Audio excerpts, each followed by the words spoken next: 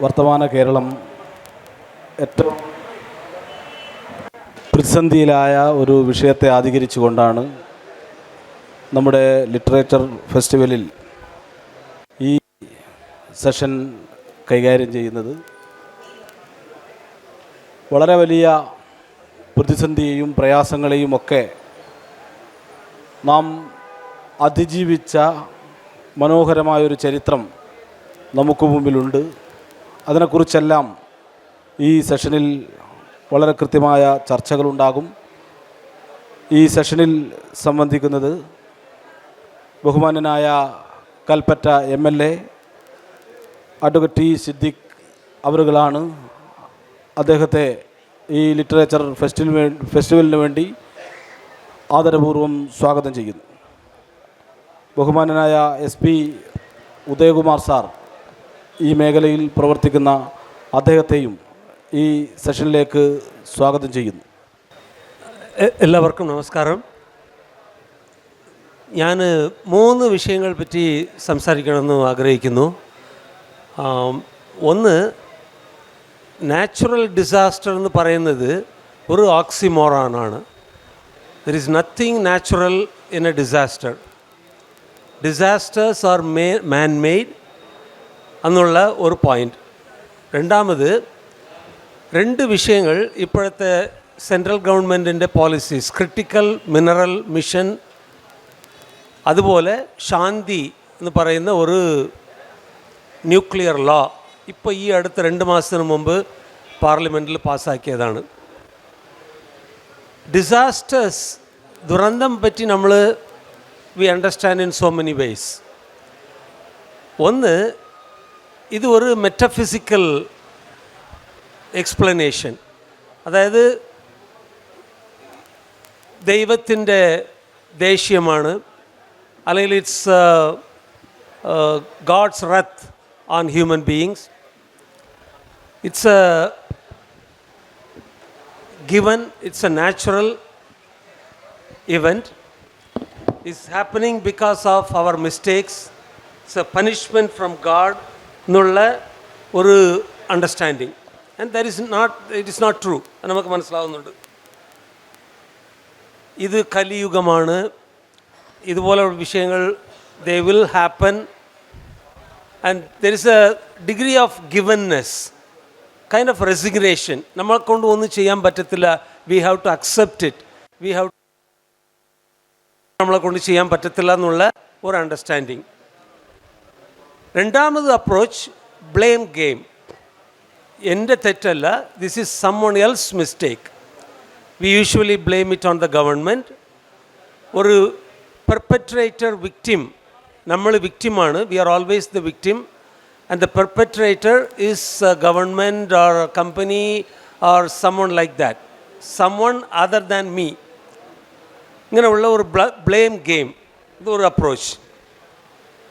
മൂന്നാമത് ഒരു behaviourist approach, അതായത് there is lack of education, lack of information. ആൾക്കാർക്ക് നമ്മൾ ഒരുപാട് ഇൻഫർമേഷൻ കൊടുത്ത് അവരെ പഠിപ്പിക്കുവാണെങ്കിൽ we could have avoided this disaster. It's a lack of information, it's a communication break down. ഇങ്ങനെയുള്ള ഒരു എക്സ്പ്ലനേഷൻ. പിന്നെ ഒരു എൻവയറമെൻ്റൽ എക്സ്പ്ലനേഷനുണ്ട്, അതായത് റിവെഞ്ച് ഓഫ് നേച്ചർ. നമ്മൾ വയനാട്ടിലൊക്കെ ഈ ദുരന്തം സംഭവിച്ചപ്പോൾ we were blaming it on nature. Why did we go there and build houses എന്നുള്ളത് നമ്മൾ ചോദിച്ചില്ല. Government, how come the government did not develop policies and programs to protect people? We didn't ask such questions.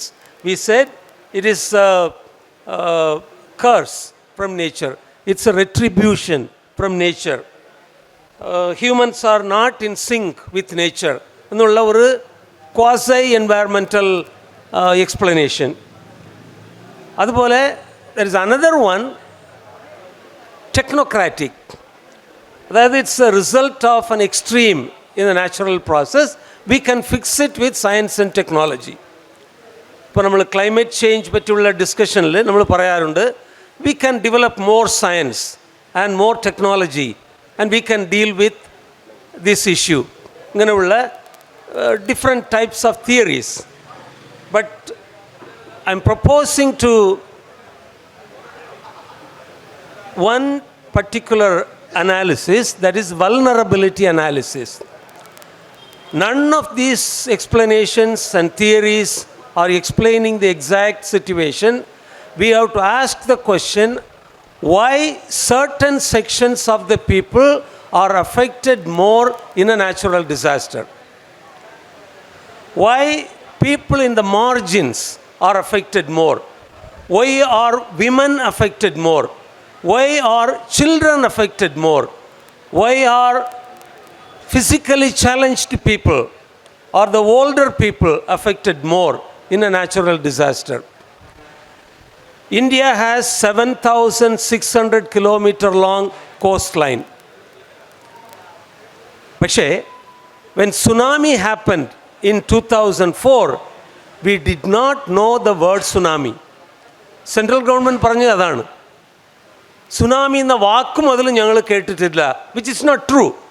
ഇന്ത്യയുടെ ഇൻഡിപെൻഡൻസിന് മുമ്പ് 1945 there was a tsunami in the Pakistan area. So it's not that tsunami സംഭവിച്ചേ ഇല്ല എന്ന് പറയാൻ പറ്റത്തില്ല. Tsunamis had happened. We were aware of tsunamis. സുന്ദർബാൻസിൽ tsunami സംഭവിച്ചിട്ടുണ്ട് Indian ഇൻഡിപെൻഡൻസിന് മുമ്പ്. But the explanation the central government came up with was that we had never even heard the word tsunami. India has the longest coast, one of the longest coastlines in the whole world, 7,600 kilometer long coastline. We were not prepared because that particular population are taken for granted. They are not considered seriously when we develop policies and programs and projects. Even today, the fishing community is largely ignored and neglected. India, നമ്മളെല്ലാവരും national security, national territorial integrity, sovereignty പറ്റിയൊക്കെ ഒരുപാട് നമ്മൾ സംസാരിക്കുന്നുണ്ട്.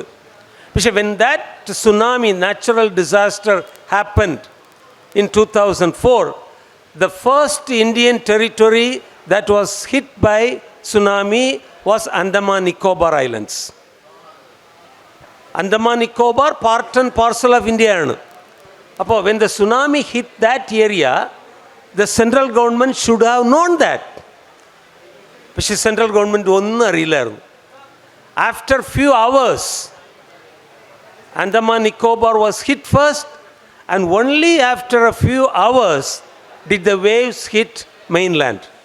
അപ്പോൾ ആ ഇൻ്റർവെല്ലിൽ nothing happened. They did not think about alerting the people. ഇന്ത്യയാണ് Andaman Nicobar എന്ന് പറയുന്നത്, ഇന്ത്യയാണ്, Indian ടെറിട്ടറിയാണ്. So the Indian government, the scientific establishment had enough time to alert the people on the mainland. But that did not happen. അപ്പോൾ ഇങ്ങനെയുള്ള ഒരുപാട് വിഷയങ്ങൾ, there are holes in the whole policy making, in project management and alerting people, early warning and all that. So national security process itself has to be questioned. So that vulnerability has a social process.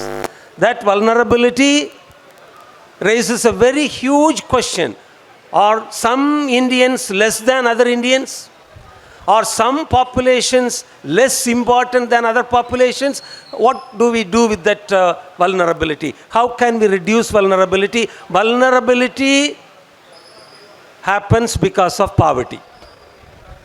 Material poverty മാത്രമല്ല, political povertyയുമാണ്.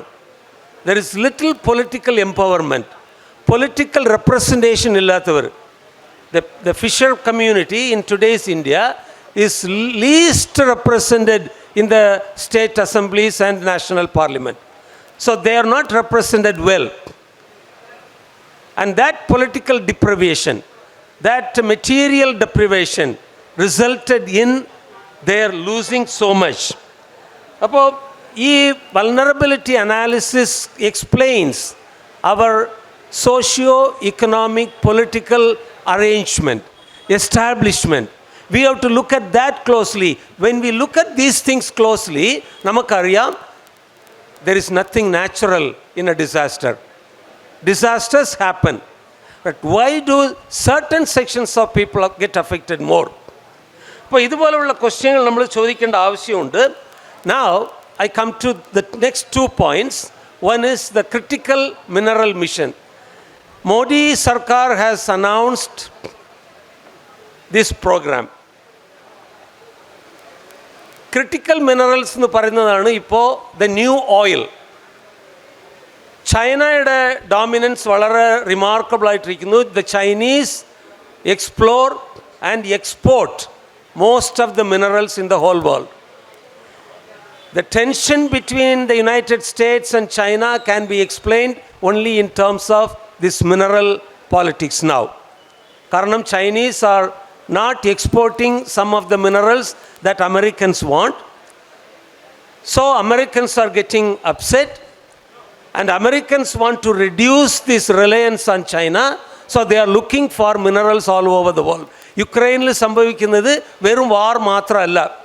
Americans are interested in tapping all the resources from Ukraine. ട്രംപിൻ്റെ പ്ലാനിൽ അത് വളരെ important ആയിട്ടുള്ള ഒരു വിഷയമാണ്. When the war is over, Americans will have complete access to the mineral wealth of Ukraine എന്നാണ് programme. Trump Greenland വേണമെന്ന് പറയുന്നത് ചുമ്മാ തമാശല്ല. Greenland is full of very rare minerals. He is interested in tapping those. American government is showing so much interest in Africa now because they want to tap all the minerals. ഈ minerals വളരെ അത്യാവശ്യമാണ് ഇവർക്കൊക്കെ. So they are going after these minerals. അതിൻ്റെ ഭാഗമായിട്ടാണ് ഈ critical mineral mission Nirmala Sitharaman അറിയിച്ചിരിക്കുന്ന policy. Now they want to explore all the minerals. I don't know, in Kerala നമ്മൾ തീരദേശത്ത് നിന്ന് കിട്ടുന്ന thorium is a very important mineral they are going to look for now. ilmenite, garnet, siliconate, monosite എന്നുള്ള ഒരുപാട് വിഷയങ്ങൾ. തമിഴ്നാട്ടിൽ where I come from, they want to take bauxite, അതുപോലെ tungsten. Madurai സിറ്റിയെ ചുറ്റി 5000 ഏക്കർ നിലത്തുനിന്ന് ടങ്സ്റ്റൺ എടുക്കാൻ പോകുന്നു. പഴനിയുടെ അടുത്ത് മാലിബ്ദിനം, കാവേരി ഡെൽറ്റയിൽ ഗ്യാസ്, കൽക്കരി ആൻഡ് ഓയിൽ. സോ ഇതുപോലുള്ള വിഷയങ്ങൾ we have so much of critical minerals and other natural elements. We want to tap all those and make a lot of profit. ഇതാണ് പ്രോഗ്രാം. ഇതിൽ പെടുന്ന ഒരു വിഷയം thorium. That brings us to the Shanti. Shanti പറ്റിയ ഒരു sustainable എന്നൊക്കെ പറയുന്നത്. പക്ഷേ ശാന്തി ഞങ്ങൾ the anti nuclear activist expand ചെയ്യുന്നത് so hell arrives now throughout India എന്നാണ്. So hell arrives in India, hell arrives now throughout India. Shanti. ഈ ശാന്തി ആൾറെഡി ഇരിക്കുന്ന അറ്റോമിക് എനർജി ആക്ട് 1962, അതുപോലെയുള്ള ലയബിലിറ്റി ലോ 2010, ഈ രണ്ടും മാറ്റി വെച്ചിട്ട് they have brought up a new law and they call it Shanti. And according to Shanti, private participation is going to be allowed. ഇതുവരെ nuclear power corporation of India limited എന്ന് പറയുന്ന ആ government agency മാത്രമാണ് they were setting up nuclear power plants. But now they are opening it up to private sector. Adani has already explored the possibility of setting up 7 small modular reactors. ഇതിപ്പോൾ പുതിയതായിട്ട് വന്നിരിക്കുന്ന ഒരു വിഷയമാണ് SMR. SMR എന്നാൽ അവർ they make it look like, sound like നമ്മൾ കടയിൽ പോയി ഒരു റെഫ്രിജറേറ്ററോ വാഷിംഗ് മെഷീനോ മേടിച്ചു കൊണ്ടുവന്ന് പ്ലഗ് ചെയ്തിട്ട് ഉപയോഗിക്കാൻ തുടങ്ങുന്ന ഒരു വിഷയം പോലെയാണ് അവർ പറയുന്നത്. But it's not so. SMR is not a viable technology yet. റഷ്യയിലും ചൈനയിലും മാത്രം they are doing some experiments. It's not a credible project yet. പക്ഷേ they make it sound like it's so easy. കടയിൽ പോയി മേടിച്ചു കൊണ്ടുവന്ന് അവിടെ പ്ലഗ് ഇടുക, I mean it starts producing electricity. അങ്ങനെയല്ല. So Adani is exploring the possibility of setting up 7 200 megawatt electrical plants in Uttar Pradesh. General Electric അതുപോലെ vesting house എന്ന് പറയുന്ന American companies they want to establish large nuclear power plants in India. Already Indian government is in negotiation with the French company to set up a mega nuclear power plant in Jaitapur in Maharashtra. Russians are already here. Kudangulam, അതുപോലെ they are planning a couple of other plants in other areas of India. ഇവിടെ നമ്മുടെ കേരളത്തിലും ഇവിടെ നിന്ന് 100 kilometre ദൂരത്തിലുള്ള ശീമേനിയിൽ they are planning a nuclear power plant. 1-2 മാസത്തിന് മുമ്പ് ഞങ്ങൾ അവിടെ ഒരു മീറ്റിംഗ് ഒക്കെ ഇട്ടിരുന്നു. So they are also looking at Kerala now. അപ്പോൾ ഇന്ത്യ മുഴുവനും uranium mines, nuclear power plant, waste storage sites, ചെറിയ SMR സൈറ്റ്സ്, അങ്ങനെ they are going to set up nuclear power plants all over. അപ്പോൾ അതിൽ ഒരു ചെറിയ പ്രശ്നമുണ്ട്, we don't have sufficient uranium. അപ്പോൾ യുറേനിയം പറ്റില്ലെങ്കിൽ we have to look for another one and that is called thorium. Thorium we have a large huge reserve. Kerala, Tamil Nadu, Odisha, Andhra Pradesh, Odisha, west Bengal, ഈ eastern coast, especially കേരളത്തിലും തമിഴ്നാട്ടിലും we have plenty of thorium. Already Kerala metals and minerals limited എന്ന് പറയുന്ന company excavation ചെയ്യുന്നുണ്ട്. Indian rare earth limited എന്ന് പറയുന്ന ഒരു company ചവറയിലുണ്ട്, കന്യാകുമാരിയിൽ മണവാളക്കുറിച്ചിയിലുണ്ട്. They are doing that already. അപ്പോൾ തോറിയം കണ്ടുപിടിച്ച് ഫിഷൻ റിയാക്ഷൻ അല്ല ഫ്യൂഷൻ റിയാക്ഷൻ കൊണ്ടുവരാം. അത് വളരെ ലെസ് ഹാംഫുള്ളാണ്. അത് ഒരുപാട് നമുക്ക് തോറിയം നമ്മുടെ കയ്യിലുണ്ട്. So we can rely on that technology എന്ന് പറയുന്നതാണ് ഇവരുടെ എക്സ്ക്യൂസ്. ഇപ്പോൾ അമേരിക്ക എന്ന് ഒരുപാട് company, clean core thorium energy എന്നൊരു കമ്പനി, അമേരിക്കയിലുള്ള company, they are trying to export thorium technology to India. അതുപോലെ തോർ എനർജി എന്ന് പറയുന്ന ഒരു കമ്പനി. അപ്പോൾ ഇവിടെ നമ്മൾ തോണ്ടി എടുക്കുന്ന തോറിയൊക്കെ അമേരിക്കയ്ക്ക് പോകും. അമേരിക്കയിൽ അവർ ഫ്യൂവലായിട്ട് മാറ്റി നമുക്ക് കൊണ്ടുവരും. ഇന്ത്യയിൽ അനിൽ കക്കോഡ്കർ എന്നൊരു പുള്ളി ഉണ്ടായിരുന്നു. പുള്ളി ഡിപ്പാർട്ട്മെൻറ്റ് ഓഫ് അറ്റോമിക് എനർജിയുടെ സെക്രട്ടറി ആയിരുന്നു, അറ്റോമിക് എനർജി കമ്മീഷൻ്റെ ചെയർമാൻ ആയിരുന്നു അനിൽ കക്കോഡ്കർ. ഇപ്പോൾ അനിൽ കക്കോഡ്കർ ആ അമേരിക്കൻ കമ്പനിക്ക് ജോലി ചെയ്യുന്നു. ഈ ക്ലീൻ കോർ തോറിയം എനർജി എന്ന് പറയുന്ന കമ്പനിയുടെ വൺ ഓഫ് ദ ഡയറക്ടേഴ്സായി അനിൽ കക്കോഡ്കർ. ആ പുള്ളിയുടെ പ്രോജക്റ്റിൻ്റെ പേര് Anil, advanced nuclear energy for enhanced living എന്നാണ് അതിൻ്റെ പേര്. സോ അനിൽ കക്കോഡ്കർ അനിൽ ഫ്യൂവൽ ഉണ്ടാക്കാൻ ശ്രമിക്കുന്നു. See how the international business is taking over nuclear technology. ശരി, അതിലെന്താ പ്രശ്നം? എല്ലാം പ്രൈവറ്റൈസ് ആയി കഴിഞ്ഞില്ലേ, എല്ലാം കോർപ്പറേറ്റ് മയമായി കഴിഞ്ഞില്ലേ. അപ്പോൾ ഇതിലെന്താ പ്രശ്നം? There is something very important and that is the dangers involve. Proliferation.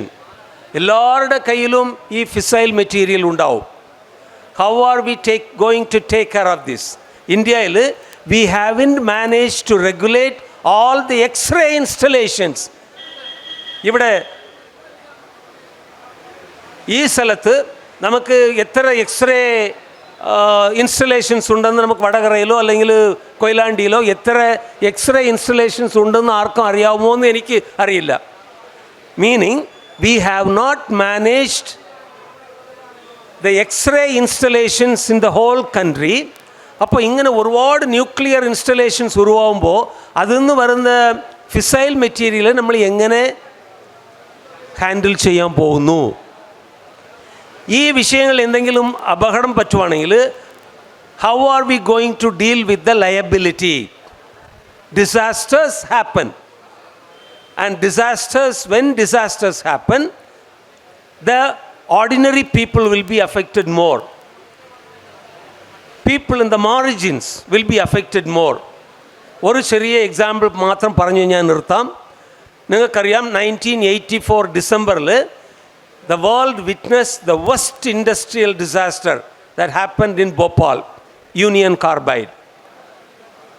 Thousands and thousands of people were killed. Thousands and thousands of people lost their eyesight, their limbs, their breath. They all had breathing difficulties. ഞാൻ ഈ ഇടയ്ക്ക് പോയിരുന്നു ഭോപ്പാലിൽ. ഇത്ര 35-40 വർഷങ്ങൾ കഴിഞ്ഞിട്ടും they haven't come out of the disaster. People are still suffering. When that disaster happened, the next day, Warren Anderson, the CEO of Union Carbide, met with the Madhya Pradesh Chief Minister Arjun Singh, and he was put on a special plane to Delhi. There he had tea with the Prime Minister Rajiv Gandhi, and he was sent back to his country. He was not held responsible. As the CEO of Union Carbide, they filed an FIR. They issued an arrest warrant, but that was all for paper's sake. Warren Anderson left for his home country without any kind of problems. There he lived for the next 30 years and died at the age of 92. People are still suffering in Bhopal. Warren Anderson had a full life. Warren Anderson died at the age of 92. But people in Bhopal are still struggling, still suffering. We haven't found a way to deal with that disaster. That waste, chemical waste, was removed from that site only 2 or 3 years ago. Only 2 or 3 years ago, that waste was removed from the site. Since it was a chemical waste ആയതുകൊണ്ട് we could take all this time.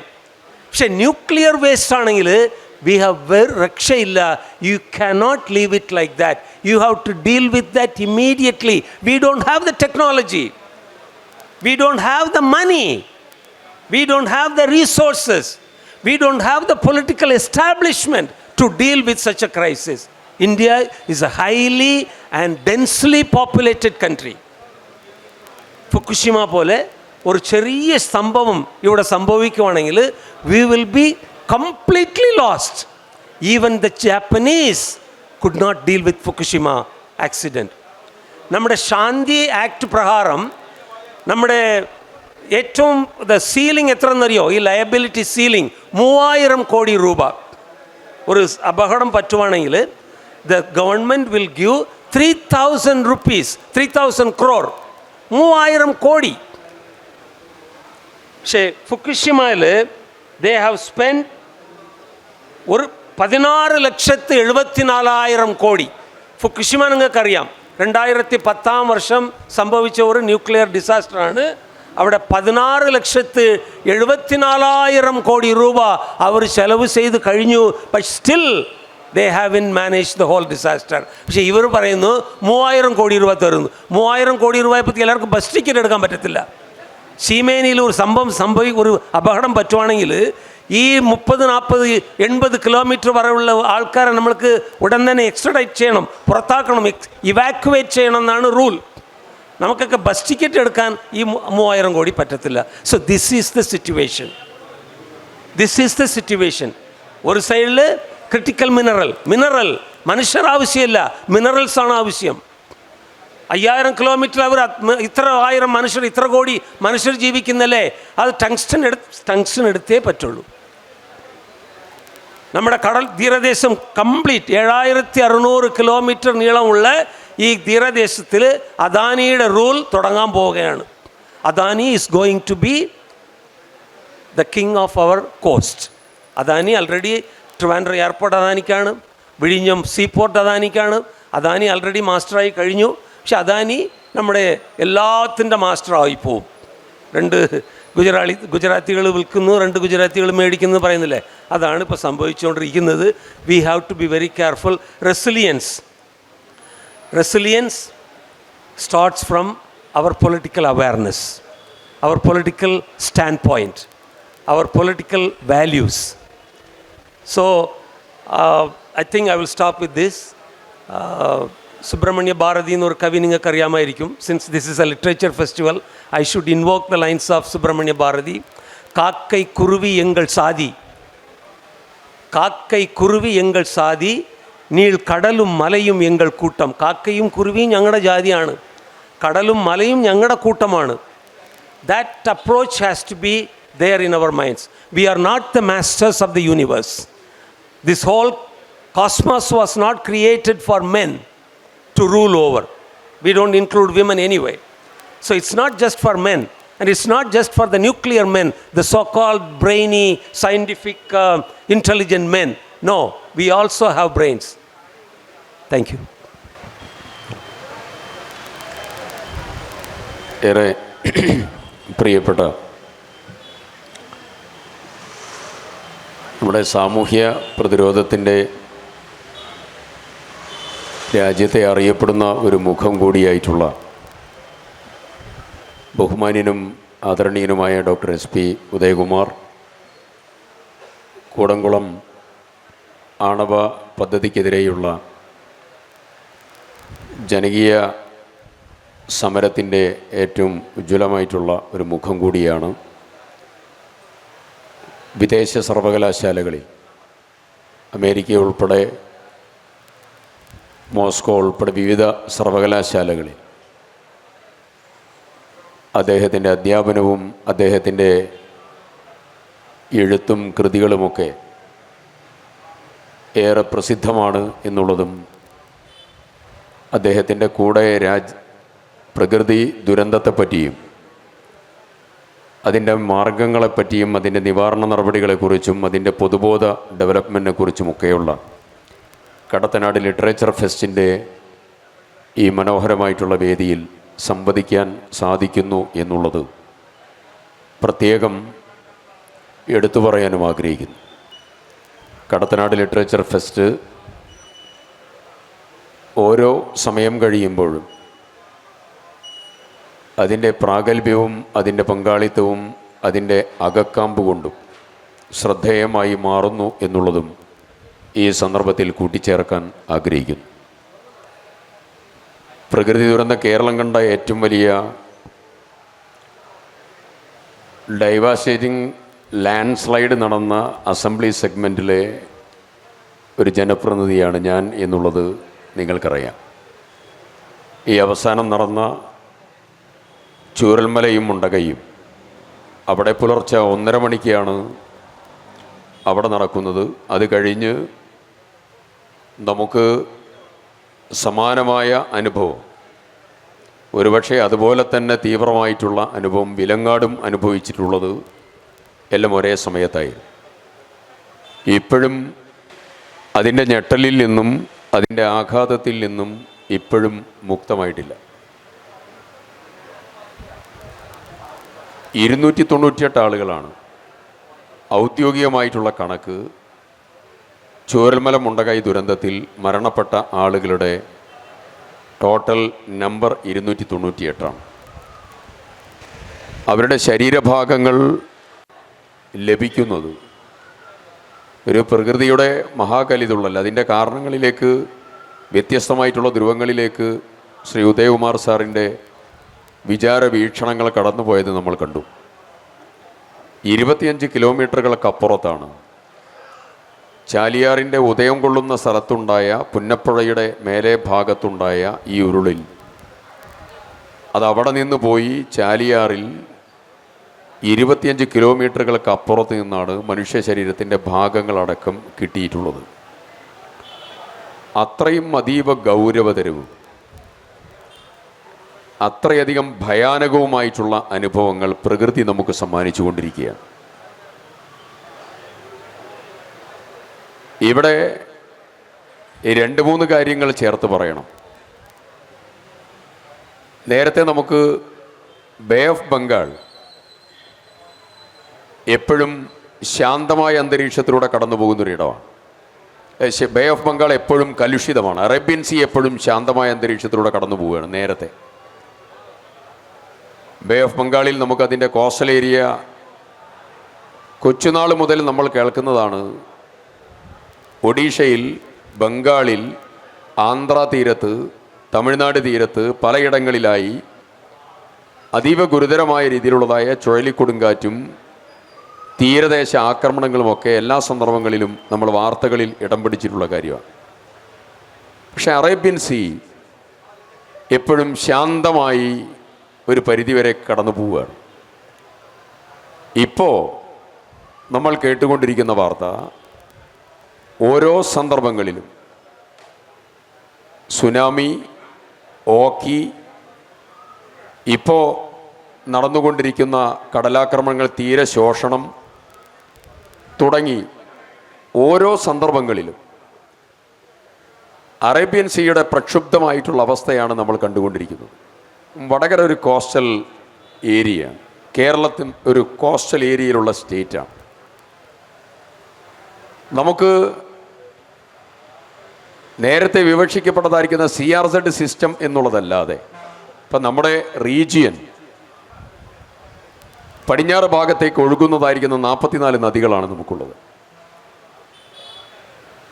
മലവെള്ളപ്പാച്ചിൽ പോലെ ചെറുതും വലുതുമായിട്ടുള്ള വെള്ളം മുഴുവൻ വന്ന് നദികളിലൂടെ അത് മുഴുവൻ കടലിലേക്ക് പതിക്കുന്നതായ സാഹചര്യമാണ് നമ്മുടെ ഒരു പ്രത്യേകത എന്നുള്ളത്.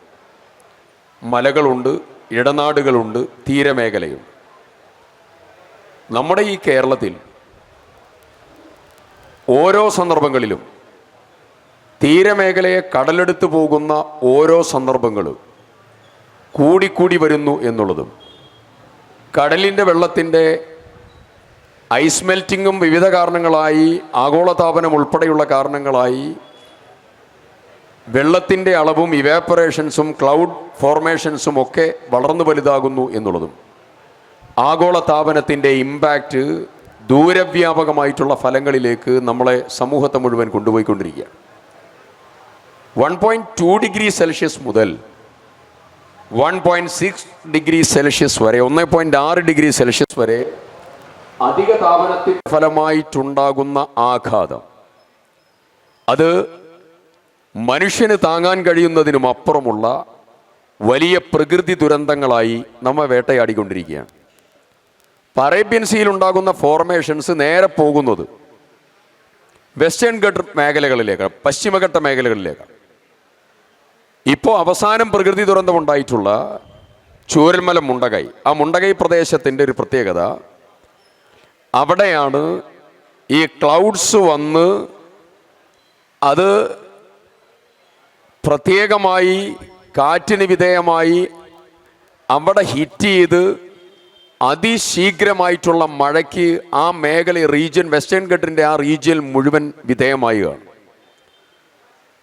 അതിൻ്റെ ആഘാതം 1984 ഉരുൾപൊട്ടൽ ഉണ്ടായിട്ടുണ്ട്, 2018 ഉരുൾപൊട്ടൽ ഉണ്ടായിട്ടുണ്ട്, 2023 ഉരുൾപൊട്ടൽ ഉണ്ടായിട്ടുണ്ട്, 2020 ഉരുൾപൊട്ടൽ ഉണ്ടായിട്ടുണ്ട്, 2019 പുത്തുമലയിൽ ഉരുൾപൊട്ടൽ ഉണ്ടായിട്ടുണ്ട്. ഞാൻ വയനാട് ജില്ലയുടെ കേസ് മാത്രമാണ് പറയുന്നത്. വിലങ്ങാട് അതിൻ്റെ കൂടെ ഓരോ സന്ദർഭങ്ങളിൽ ഉണ്ടാകുന്നത് നമുക്കറിയാം. അപ്പോൾ പ്രകൃതി ദുരന്തങ്ങൾ, തീരദേശ ശോഷണം, ഹൈ റേഞ്ചിലുള്ളതായ ലാൻഡ് സ്ലൈഡുകൾ, അതുമൂലം നദികളിലുണ്ടാകുന്ന അതിഭയാനകമായ വെള്ളപ്പൊക്കം, തീരദേശ മേഖലകളിൽ ഉണ്ടാകുന്ന തീരശോഷണം, കടലാക്രമണം, ഈ 3 പ്രശ്നങ്ങൾ കൊണ്ട് കേരളം വളരെ വൾണറബിൾ ആയിട്ടുള്ള ക്ലൈമറ്റിക് റീജിയനായി മാറിയിരിക്കുകയാണ്. അത് വേണ്ടത്ര ചർച്ച ചെയ്ത് ഇതിൻ്റെ പരിഹാര മാർഗങ്ങളിലേക്ക് കടക്കേണ്ട സമയം എത്രയോ മുമ്പേ അതിക്രമിച്ചു. അപ്പോൾ ഇവിടെ നേരത്തെ ഉദയകുമാർ സാർ പറഞ്ഞൊരു പ്രധാനപ്പെട്ട ഒരു വരി അങ്ങ് പറഞ്ഞു പോയിട്ടുണ്ട്, വളരെ ഗൗരവമാണ്. നമ്മൾ സാക്ഷരതാ യജ്ഞം പഠിച്ചവർ, പഠനം അക്ഷരമാല പഠിച്ചവരാണ്, വായിക്കാനും പഠിച്ചവരാണ്. നമുക്ക് സയൻറ്റിഫിക് ആയിട്ടുള്ള നോളേജുകൾ ചെറിയ തലത്തിൽ നമുക്കുണ്ട്. സമ്പൂർണ്ണ സാക്ഷരത ഉള്ളതായിരിക്കുന്ന ഒരു സ്റ്റേറ്റാണ് നമ്മുടെ കേരളം. ഇന്നിൻ്റെ കാലഘട്ടത്തിൽ മലയാളികൾക്ക് വേണ്ട ഏറ്റവും അതിപ്രധാനമായിട്ടുള്ള മേഖല എന്താണെന്ന് ചോദിച്ചാൽ നിസ്സംശയം നമുക്ക് പറയാൻ സാധിക്കും, അത് ഡിസാസ്റ്റർ ലിറ്ററസിയാണ്.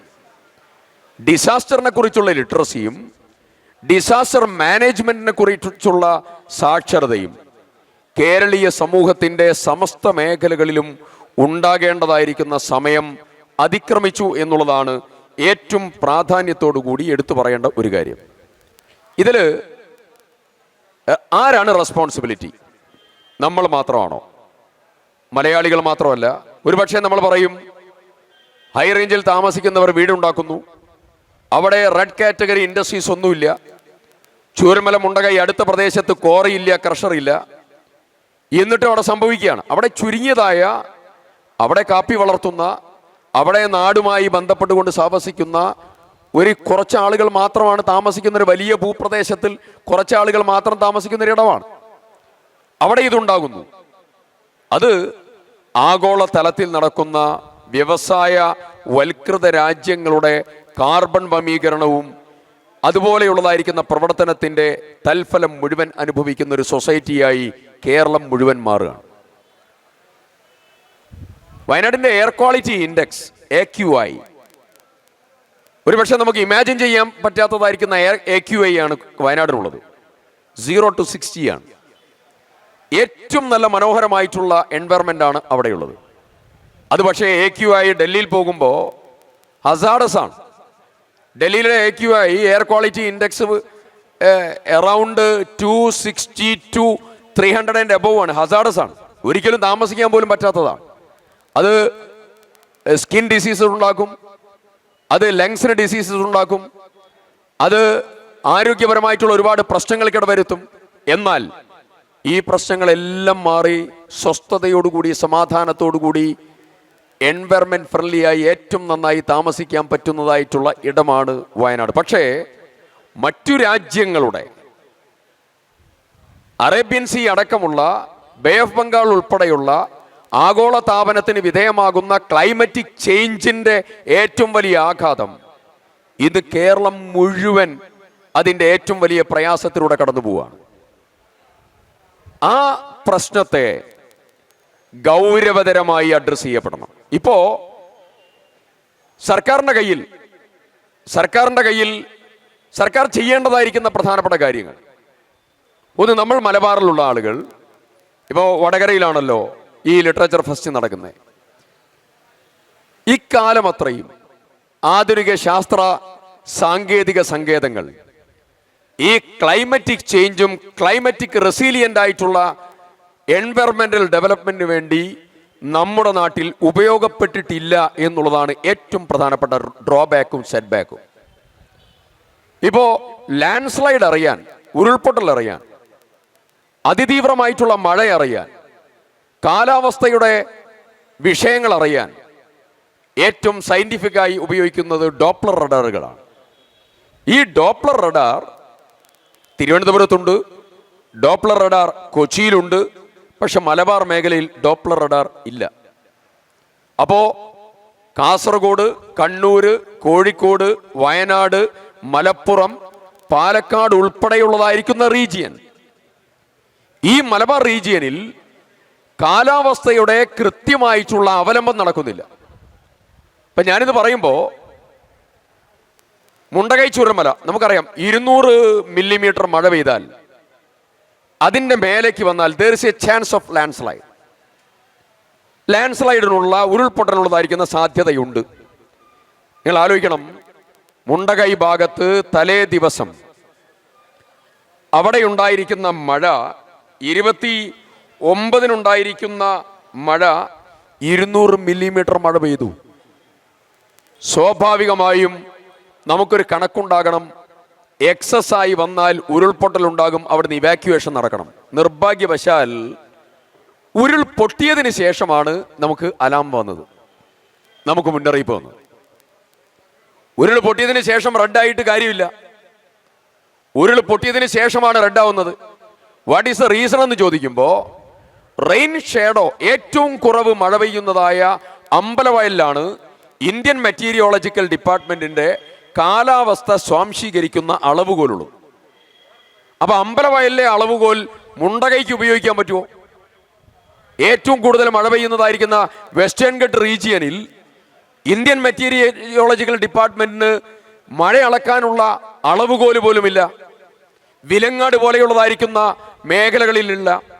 അപ്പൊ സ്വാഭാവികമായി അതിശീഘ്ര മഴയുണ്ടാകുമ്പോൾ, ലാൻഡ് സ്ലൈഡിന്റെ പ്രഭാവം ഉണ്ടാകുമ്പോൾ ഇതറിയാനുള്ളതായിരിക്കുന്ന സംവിധാനങ്ങളില്ല. അഡ്ജേൺമെന്റ് മോഷൻ അടിയന്തര പ്രമേയം കൊടുത്ത് അസംബ്ലിയിലെ സംസാരത്തിനിടയിൽ വികാരപരമായി പറഞ്ഞ പ്രധാനപ്പെട്ട കാര്യം ഈ മലബാർ മേഖലയിൽ ഡോപ്ലർ റഡാർ സ്ഥാപിക്കാനുള്ള അടിയന്തരമായ നടപടി ഉണ്ടാകണം എന്നുള്ളതായിരുന്നു. ഇപ്പോ അതിനുള്ള സ്ഥലം നിശ്ചയിച്ചു, അതിന്റെ നടപടികളിലേക്ക് സ്റ്റാർട്ടിംഗ് കടന്നിട്ടുണ്ട്. പക്ഷേ അതിന്റെ രൂപരേഖയിലേക്ക് ഇതുവരെ എത്തിയിട്ടില്ല. അഡ്മിനിസ്ട്രേറ്റീവ് ആയിട്ടുള്ള തലത്തിലേക്ക് അതിന്റെ കാര്യകാരണ നടപടികളിലേക്ക് വളരെ കൃത്യതയോടുകൂടി ഉണ്ടാകണം എന്നുള്ളതാണ് ഞാൻ പറഞ്ഞ പ്രധാനപ്പെട്ടതായിരിക്കുന്ന കാര്യം. മറ്റൊരു പ്രധാനപ്പെട്ടതായ കാര്യം, റിസർച്ചുകൾ നടക്കുന്നുണ്ട്. ഈ റിസർച്ചുകൾ നടക്കുമ്പോൾ ഇവർക്ക് ആവശ്യമുള്ളതായിരിക്കുന്ന എല്ലാ ഡാറ്റയും കിട്ടണം. ഇപ്പൊ ഞാൻ ഈ ലാൻഡ് സ്ലൈഡ് ഉണ്ടായപ്പോൾ കൽപ്പറ്റ ആസ്ഥാനമായിട്ടുള്ള ഹ്യൂം സെന്റർ ഉണ്ട്, ഡോക്ടർ വിഷ്ണുദാസ്, ഒരു വലിയ പ്രഗത്ഭനായിട്ടുള്ള ശാസ്ത്രജ്ഞനാണ്. അദ്ദേഹം 10-15 കൊല്ലക്കാലം ഈ വെസ്റ്റേൺ ഘട്ട് റീജിയണിൽ താമസിച്ചതിന്റെ പ്രഭാവം പഠിച്ചൊരു വ്യക്തിത്വമാണ്. അദ്ദേഹത്തിന്റെ വൈഫുണ്ട്. രണ്ടുപേരും ഇതുമായി ബന്ധപ്പെട്ടുകൊണ്ട് മുന്നോട്ട് പോകുന്ന ശാസ്ത്ര സമൂഹത്തിന്റെ പ്രധാനപ്പെട്ട പ്രതിഭകളാണ്. അപ്പൊ ഞാൻ അവരുമായിട്ട് ഇന്ററാക്ട് ചെയ്തു. ഞാനത് എൻ്റെ ഓഫീസിന്റെ കീഴിൽ ഒരു 5 മിടുക്കരായിരിക്കുന്ന ഇതിന്റെ റിസർച്ച് നടത്തുന്ന കുട്ടികളെ കൊണ്ടുവന്നു. 5 തവണയാണ് ഞങ്ങൾ മണിക്കൂറുകൾ ചെലവഴിച്ചത്. ആ മണിക്കൂർ ചെലവഴിച്ച ഒരു കാര്യം എനിക്ക് ബോധ്യപ്പെട്ടു. റിസർച്ച് നടത്തുന്ന ആളുകൾക്ക് അന്തരീക്ഷത്തിൽ വരുന്ന മാറ്റങ്ങളും കാലാവസ്ഥാ വ്യതിയാനങ്ങളും കാലാവസ്ഥയുടെ പ്രഭാവങ്ങളും ഇതെല്ലാം അളക്കുന്നതായിട്ടുള്ള ഡാറ്റ പോലും പ്രോപ്പറായി ലഭിക്കുന്നില്ല. അപ്പൊ ഞാൻ അമ്പലവയൽ RARS പോയി, ഞാൻ അമ്പലവയൽ കാലാവസ്ഥാ നിരീക്ഷണ കേന്ദ്രത്തിൽ അപ്ലിക്കേഷൻ കൊടുത്തു ഡാറ്റ കിട്ടാൻ. അപ്പൊ എനിക്ക് മറുപടി തന്നു, താങ്കൾ ഇത്ര പണം കൊടുത്തെങ്കിൽ മാത്രമേ ഈ ഡാറ്റ കിട്ടുള്ളൂ. ഡാറ്റ കിട്ടാൻ പണം കൊടുക്കേണ്ടതായ സാഹചര്യം. സാറ്റലൈറ്റ് വഴി ക്ലൗഡ് ഫോർമേഷൻ, അതിന്റെ വിന്യസിക്കൽ കാറ്റിന്റെ ഗതി അനുസരിച്ച് അത് പോകുന്നു. അപ്പോ സാറ്റലൈറ്റ് ഇമേജുകൾ കിട്ടും. ISROയുടെ സാറ്റലൈറ്റ് ഇമേജുകൾ അടക്കം കിട്ടാൻ അവിടെ പണമടയ്ക്കണം. ഒരു മാസത്തെ കാലാവസ്ഥ ഡാറ്റ കിട്ടാൻ, ഒരു റിസർച്ച് നടത്താൻ പൊതുപ്രവർത്തകനാണെങ്കിലും അല്ലെങ്കിലും MLA ആണെങ്കിലും ആരാണെങ്കിലും 1000 രൂപ കൊടുക്കണം. നാസ അടക്കമുള്ളതായിരിക്കുന്ന ലോകോത്തരമായിട്ടുള്ള എല്ലാ സംവിധാനങ്ങളിലും ഓപ്പൺ ഡാറ്റയുള്ളപ്പോൾ ഇന്ത്യ രാജ്യത്തെ ഡാറ്റ ഓപ്പൺ അല്ലാതെ അവിടെ പിടിച്ചു നിൽക്കുകയും ശാസ്ത്ര കുതുകികൾക്കും റിസർച്ച് നടക്കുന്ന ആളുകൾക്ക് മുമ്പിൽ ഒരു എക്സ്പെൻഡിച്ചറായി ആ ഹെഡും കൂടെ ഡെവലപ്പ് ചെയ്യുന്നു എന്നുള്ളതാണ് ഏറ്റവും പ്രധാനപ്പെട്ടതായിരിക്കുന്ന കാര്യം. മറ്റൊരു പ്രധാനപ്പെട്ട കാര്യം, ഇപ്പോ സർക്കാർ കേന്ദ്ര ഗവൺമെന്റ് 529 കോടി രൂപ സാസ്കി ഫണ്ടിൽ തന്നു. മുണ്ടകൈ ചൂരൽമലയിൽ 260 കോടി രൂപ, 2200 കോടി രൂപ നമ്മൾ post disaster need assessment survey റിപ്പോർട്ടിൽ നമ്മൾ ഡിമാൻഡ് ചെയ്തു. നമുക്ക് കിട്ടിയത് 260 കോടി രൂപയാണ്. SDRF ഫണ്ടിൽ നിന്ന് കോടതിയുടെ ഇടപെടലിലൂടെ നമുക്ക് കിട്ടിയത് 120 കോടി രൂപയാണ്. പബ്ലിക്കിന്റെ ക്രൗഡ് ഫണ്ടിങ്ങിലൂടെ 775 കോടി രൂപ നമ്മൾ റേസ് ചെയ്തിട്ടുണ്ട്. ഇതെല്ലാം കൂടെ നമുക്ക് 1385 കോടിയോളം രൂപ ഇപ്പൊ സർക്കാരിന്റെ കയ്യിലുണ്ട്. ഇത് പോരാ എന്നുള്ളതാണ് നമ്മുടെ നിലപാട്, സർക്കാർ നിലപാട്, നമ്മുടെയൊക്കെ നിലപാട്. പക്ഷേ കാലാവസ്ഥ മുന്നറിയിപ്പ് സംവിധാനം ഒരു 400 കോടി രൂപ ചെലവഴിച്ചുകൊണ്ട് പബ്ലിക് പ്രൈവറ്റ് പാർട്ട്ണർഷിപ്പോട് കൂടി അവിടെ ക്രമീകരിച്ച് അത് മുഴുവൻ അളന്ന് അവിടെ ജിയോ ടാഗിങ് നടത്തി അവർക്ക് മുഴുവൻ താമസിപ്പിക്കാനുള്ള പുനഃക്രമീകരിക്കപ്പെടാനുള്ള ഷെൽട്ടറുകൾ പ്രൊവൈഡ് ചെയ്ത് അവരെ മുഴുവൻ അതിനനുസരിച്ച് പുനർവിന്യസിക്കപ്പെടുകയായിരുന്നുവെങ്കിൽ ഈ പണം ചെലവഴിക്കപ്പെടേണ്ട ആവശ്യകതയുണ്ടാകുമായിരുന്നില്ല.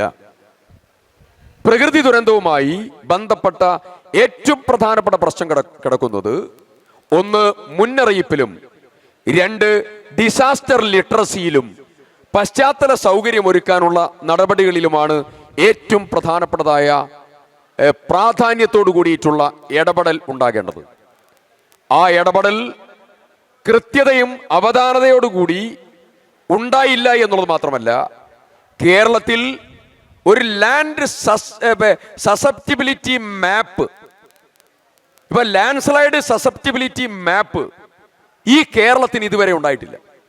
എവിടെയൊക്കെയാണ് ലാൻഡ് സ്ലൈഡ് പ്രോൺ ഏരിയ, എവിടെ ഉരുൾപൊട്ടൽ സാധ്യത, എവിടെ തീരദേശ ശോഷണം കൂടുതൽ നടക്കും, എവിടെ വെള്ളപ്പൊക്കത്തിന്റെ അതിശീഘ്ര സാധ്യതകൾ, അങ്ങനെ തുടങ്ങി ക്ലൈമറ്റിക് ചേഞ്ചിന്റെ ഇമ്പാക്റ്റ് അനുസരിച്ച് പ്രകൃതിക്ക് വരുന്നതായ ദുരന്തങ്ങളെ മാപ്പിംഗ് നടത്താനുള്ളതായ സംവിധാനം ഇതുവരെ ഇന്ത്യ രാജ്യത്തോ കേരളത്തിലോ കൃത്യതയോടുകൂടി നടന്നിട്ടില്ല എന്നുള്ളതാണ് അതിപ്രധാനമായിട്ടുള്ള മറ്റൊരു സവിശേഷത. ലോകത്തിലുള്ളതായിരിക്കുന്ന വിവിധ രാജ്യങ്ങൾ അവരുടെ കൃഷി അടക്കമുള്ളതായിരിക്കുന്ന കാര്യങ്ങൾ ക്ലൈമറ്റിക് ചേഞ്ചിനെ ഡിപ്പെൻഡ് ചെയ്ത് മുന്നോട്ട് പോകുമ്പോഴാണ് ദുരന്തങ്ങൾ പോലും കൃത്യമായി പ്രവചിക്കാൻ കഴിയാതെ നമ്മൾ മുന്നോട്ട് പോകുന്ന ഒരു പ്രത്യേകമായിട്ടുള്ള സാഹചര്യത്തിലൂടെ കടന്നു പോകുന്നത്. ഒന്ന്, ദുരന്തം നടന്നു കഴിഞ്ഞാൽ അവിടെ ചെയ്യേണ്ടതായിരിക്കുന്ന കാര്യങ്ങളെക്കുറിച്ച് ഇപ്പൊ പൊതുവായ ഒരു ബോധം നമുക്ക് കടന്നു വരികയുണ്ടായി. അവിടെ ഉണ്ടാകേണ്ട ആദ്യത്തെ ബോധ്യം, ഒരു ദുരന്തം നടക്കുന്നതിന് മുമ്പ്, അത് കടലോര മേഖലയിലാണെങ്കിലും, അത് ഇടനാടുകളിലാണെങ്കിലും, അത് ഹൈ റേഞ്ചുകളാണെങ്കിലും, അത് നടക്കാതിരിക്കാനുള്ള പ്രിക്കോഷൻ ഒന്ന്, നടന്നു കഴിഞ്ഞാൽ ഉണ്ടാകേണ്ടതായിരിക്കുന്ന കാര്യങ്ങൾ രണ്ട്, അവിടെ ഉണ്ടാകേണ്ട അനുബന്ധമായിട്ടുള്ള കാര്യങ്ങളെ സംബന്ധിച്ച് മൂന്നാമത്തെ കാര്യം. ഇത് പറയുമ്പോ ഒരു കാര്യം കൂടെ പറയണം. ഒന്ന്, ഒരു സാരജ് എന്ന് പറയുന്ന ഒരു കുട്ടി, അദ്ദേഹത്തിന്റെ അച്ഛൻ മരിച്ചു, അമ്മ മരിച്ചു, അദ്ദേഹത്തിന്റെ സഹോദരി മരിച്ചു, ലാൻഡ് സ്ലൈഡ് എല്ലാവരും പോയവനാണ്. ഈ കുട്ടി ആദ്യത്തെ ഒരു 10-15 ദിവസം ഞാൻ ഇവനോട് സംസാരിക്കുമ്പോൾ ഈസ് വെരി ഗ്ലൂമി, ഒന്നും സംസാരിക്കുന്നില്ല, ടോട്ടൽ ഡിപ്രഷനിലാണ്. ഞങ്ങൾ അവനെ സൈക്കോളജിക്കൽ ഇന്റർവെൻഷന് വിധേയമാക്കി. അവനെ കെയർ ചെയ്യാൻ അദ്ദേഹത്തിന്റെ അമ്മാവനെ തന്നെ പ്രത്യേകം ചുമതലപ്പെടുത്തി. പിന്നെ അദ്ദേഹത്തിന് മുമ്പിലുണ്ടായിരുന്ന ഏക കാര്യം, അവൻ പോണ്ടിച്ചേരി യൂണിവേഴ്സിറ്റിയിൽ MCA ഒക്കെ പഠിക്കുകയാണ്. ആ കോഴ്സ് മാത്രമാണ് അവന്റെ മുമ്പിലുണ്ടായിരുന്ന ഏക കാര്യം. അങ്ങനെ അമേരിക്കയിലെ നോർത്ത് വിച്ച് യൂണിവേഴ്സിറ്റി പഠിക്കുന്ന ഷിംറോൺ ആലക്കൽ മുതൽ, ആലപ്പുഴ മെഡിക്കൽ കോളേജിൽ MBBS പഠിക്കുന്ന കുട്ടി മുതൽ, ഈ സാരജ് മുതൽ നിരവധിയായ കുട്ടികളുണ്ട്. പക്ഷേ നമ്മുടെ ഒരു സർക്കാർ ഈ കാര്യം ടേക്ക് കെയർ ചെയ്തിട്ടില്ല. ഞാൻ ഭയപ്പെടുന്നത് അന്ന് ആ കുട്ടികളെ കൃത്യമായി ടേക്ക് കെയർ ചെയ്യാതെ പോയിരുന്നുവെങ്കിൽ വളരെ ഡിസാസ്റ്റർ ആയിട്ടുള്ള സാഹചര്യം അവിടെ ഉണ്ടാകുമായിരുന്നു. എന്നെ അത് ടേക്ക് കെയർ ചെയ്യാൻ ഒരു സ്പെഷ്യൽ ഓഫീസ് തുടങ്ങി. ആ കുട്ടികളുടെ ഹയർ എഡ്യൂക്കേഷൻ സെഗ്മെന്റ് മുഴുവൻ അനലൈസ് ചെയ്ത് ഡാറ്റ ശേഖരിച്ച് അവരുടെ ട്യൂഷൻ ഫീ, അവരുടെ എക്സാമിനേഷൻ ഫീ, അവരുടെ ഹോസ്റ്റൽ ഫീ, അവരുടെ മെസ്സ്, അവരുടെ യൂണിവേഴ്സിറ്റി എക്സാം, അവരുടെ സ്റ്റഡി മെറ്റീരിയൽ, അവരുടെ യൂണിഫോം, അവരുടെ വെഹിക്കിൾ അലവൻസ്, അവരുടെക്കുള്ള പോക്കറ്റ് മണി ഉൾപ്പെടെ ലോകത്തൊരിടത്തും ഉണ്ടാകാത്ത ഒരു പ്ലാറ്റ്ഫോം സെറ്റ് ചെയ്ത് എല്ലാ സ്ഥാപനങ്ങളുമായി ഫോണിലൂടെ സംസാരിച്ച് ഒരു പ്രോജക്റ്റ് ഉണ്ടാക്കി. മലബാർ ഗോൾഡ് ചാരിറ്റബിൾ ഇൻസ്റ്റിറ്റ്യൂഷൻ അവരുടെ ചാരിറ്റി ഓർഗനൈസേഷനുമായി സംസാരിച്ച്, ഏനപ്പൊയ്യ യൂണിവേഴ്സിറ്റിയും നിഷ് ഡീംഡ് യൂണിവേഴ്സിറ്റിയുമായി സംസാരിച്ച് മുഴുവൻ കുട്ടികളെയും പ്ലേസ് ചെയ്തു. ഒരു കുട്ടിയും വീണില്ല. അതിൽ ആദ്യത്തെ 5 കുട്ടികൾ പഠനം കഴിഞ്ഞ് പ്ലേസ്മെന്റും കിട്ടി. ഞാൻ പറഞ്ഞത്, ശ്രദ്ധ ചെലുത്തേണ്ട ഓരോ ഇടങ്ങൾ, മേഖലകൾ, അവരെ അതിജീവനം എന്ന് പറയുന്ന മേഖലകളിലേക്ക് കൊണ്ടുപോകാനുള്ള പ്രയാണം, ശാന്തിയുമായി ബന്ധപ്പെട്ടുകൊണ്ട് 3000 കോടി എന്ന് ഒരു ഗവൺമെന്റ് പറഞ്ഞാൽ അതെങ്ങനെ ഫിക്സ് ചെയ്യുന്നു എന്നുള്ളതാണ് മനസ്സിലാവാത്ത കാര്യം. ന്യൂക്ലിയർ ഡിസാസ്റ്റർ, കാർബൺ പിന്നെ ഭോപ്പാൽ ദുരന്തം ഉൾപ്പെടെ ഒത്തിരി കാര്യങ്ങളെ കുറിച്ച് ഇവിടെ സൂചിപ്പിച്ചു. പ്രകൃതി ദുരന്തമാണെങ്കിൽ, അല്ലെങ്കിൽ മാൻമെയ്ഡ് ഡിസാസ്റ്റർ ആണെങ്കിൽ, ഈ ദുരന്തത്തിന്റെ അളവുകോൽ എങ്ങനെ നിശ്ചയിക്കും? ഇപ്പൊ അവസാനം സംഭവിച്ചിരിക്കുന്ന ഒരു കാര്യം, NDMA ആക്ട് അമെൻഡ് ചെയ്തു സെൻട്രൽ ഗവൺമെന്റ്. അതിൽ 2 സെക്ഷൻ ഉണ്ട്, സെക്ഷൻ 12 and 13. ഈ സെക്ഷൻ 12ഉം 13ഉമാണ് സെൻട്രൽ ഗവൺമെന്റ് മേലെ ഇത് ബൈൻഡിങ് ആക്കുന്നത്, NDMA മേലെ ബൈൻഡിങ് ആക്കുന്നത്. റെസ്പോൺസിബിലിറ്റി ഏതൊക്കെ റെസ്പോൺസിബിലിറ്റിയാണ്? അവരുടെ ഡാമേജ്, അവർക്കുള്ള ആശ്വാസധനം, മരിച്ചവർക്കുള്ള സഹായധനം, കോമ്പൻസേഷൻ, പ്ലസ് അവരുടെ ലോൺ വെയ്വ് ചെയ്യാൻ ആവശ്യമായ നടപടി. ഡിസാസ്റ്റർ ആയി കഴിഞ്ഞാൽ അവരുടെ ടോട്ടൽ അസറ്റ് കപ്പാസിറ്റി മൈനസിലേക്ക് പോകും. സീറോ എന്ന് എല്ലാവരും പറയും. ഞാൻ എന്തുകൊണ്ട് മൈനസ് എന്ന് പറഞ്ഞാൽ, മുണ്ടകയിലെ ചൂരൽമലയിലെ ആളുകൾ സഹകരണ ബാങ്കുകളിൽ നിന്ന് ലോൺ എടുത്തു, നാഷണലൈസ്ഡ് ബാങ്കുകളിൽ നിന്ന് ലോൺ എടുത്തു, അവർക്ക് കുടുംബശ്രീയുടെ ലോണുകളുണ്ട്, അവർക്ക് പ്രൈവറ്റ് സംവിധാനങ്ങളുണ്ട്, vehicle loan, commercial loan, individual loan, business loan, agriculture loan, വിവിധങ്ങളായ മേഖലകളിലെ ലോണുകളുണ്ട്. അപ്പൊ ഡിസാസ്റ്റർ കഴിഞ്ഞപ്പോൾ വീട് പോയി, ഉപജീവനം പോയി, അവർ നേരെ മൈനസായി.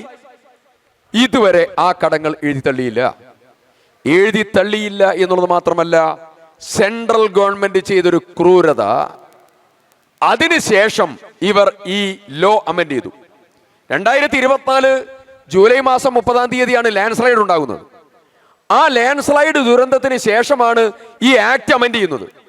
ഇവർ ഹൈക്കോടതിയിൽ പറയാണ്, കടത്തിന്റെ ഉത്തരവാദിത്തം, സാമ്പത്തികമായ ലോണിന്റെ ഉത്തരവാദിത്തം സെൻട്രൽ ഗവൺമെന്റ് ഏറ്റെടുക്കാൻ പറ്റില്ല.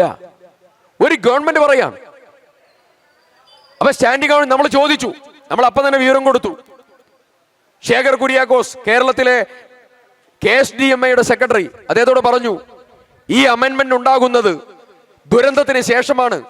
There is a strict liability on the central government to waive off all the loan amount by the central government. വളരെ കൃത്യമാണ്, പ്രകടമാണ്. പക്ഷെ കേന്ദ്ര ഗവൺമെന്റ് പറയാണ്, ഞങ്ങൾ ഏറ്റെടുക്കില്ല. അപ്പോ ഗവൺമെന്റിന്റെ റെസ്പോൺസിബിലിറ്റിയും ഗവൺമെന്റിന്റെ ഉത്തരവാദിത്വവും വളരെ വ്യത്യസ്തമായ തലത്തിൽ പോവുകയാണ്. ഒരു ഡിസാസ്റ്ററിന് വിധേയമായ ഒരു സൊസൈറ്റിയുടെ ലോൺ വേവിംഗ് പോലും നടക്കാതെ അതിന്റെ ഉത്തരവാദിത്വത്തിൽ നിന്ന് നിയമസഭ ടോട്ടൽ റെസൊല്യൂഷൻ പാസ്സാക്കി. യുനാനിമസ് റെസൊല്യൂഷൻ സെൻട്രൽ ഗവൺമെന്റിനോട് ഏർജ് ചെയ്തു, റിക്വസ്റ്റ് ചെയ്തു, വേവ് ഓഫ് ചെയ്യാൻ. ചെയ്തില്ല. സ്റ്റേറ്റും ചെയ്തില്ല, സെൻട്രൽ ഗവൺമെന്റ് ചെയ്തില്ല. അപ്പൊ ഇങ്ങനെയുള്ള ഒരു പരിതസ്ഥിതിയിലൂടെ ഡിസാസ്റ്ററിന് വിധേയമായിട്ടുള്ള ഒരു കമ്മ്യൂണിറ്റി പോവുകയാണ്. ആ സാഹചര്യത്തിലാണ് വളരെ ഗൗരവതരമായിട്ടുള്ള ഈ വിഷയം ഇവിടെ കടത്തനാട് ലിറ്ററേച്ചർ ഫെസ്റ്റിൽ ചർച്ച ചെയ്യുന്നത്. തീർച്ചയായും disaster literacy, early warning system, technical empowerment, ആവശ്യമായിട്ടുള്ള എല്ലാ നടപടികളും, ഡിസാസ്റ്ററിന് മുൻകൂട്ടിയുള്ള നടപടികൾ, ഡിസാസ്റ്ററിന് ശേഷമുള്ള നടപടികൾ, അവരെ അതിജീവനത്തിന് പ്രേരിപ്പിക്കുന്ന ഘടകങ്ങൾ, ഇതെല്ലാം തന്നെ സ്റ്റേറ്റിന്റെ ഉത്തരവാദിത്തമാണ്.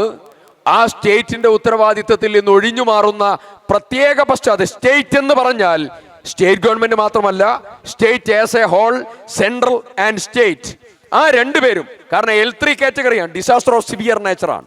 ആ സിവിയർ നേച്ചർ എന്ന് പറയുമ്പോൾ it cannot be mitigated by the local government and district administration, and it cannot be mitigated by the state government alone.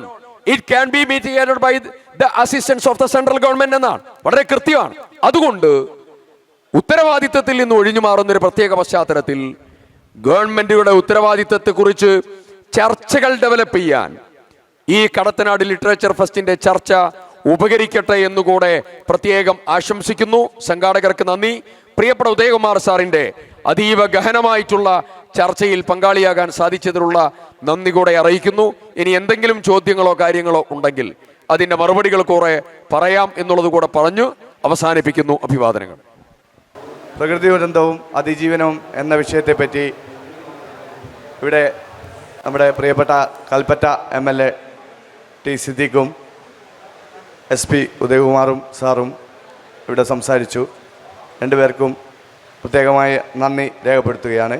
അതോടൊപ്പം ഇവിടെ പങ്കെടുത്ത മുഴുവൻ ആളുകൾക്കും നന്ദി രേഖപ്പെടുത്തിക്കൊണ്ട് ഈ സെഷൻ അവസാനിച്ചായി അറിയിക്കുന്നു.